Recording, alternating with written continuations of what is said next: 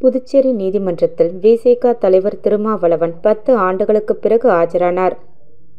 புதுச்சேரியில் 2014ஆம் ஆண்டு 10 கண்ணு துத்திப்பட்டு பகுதியில் இருந்த அம்பேத்கர் சிலை சேதப்படுத்தியது தொடர்பாக நடைபெற்ற விடுதலை சிறுத்தைகள் பொதுக்கூட்டத்தில் திருமாவளவன் அவதூறு வார்த்தைகளை பயன்படுத்தியதாக பாமக வழக்கு தொடர்ந்தது.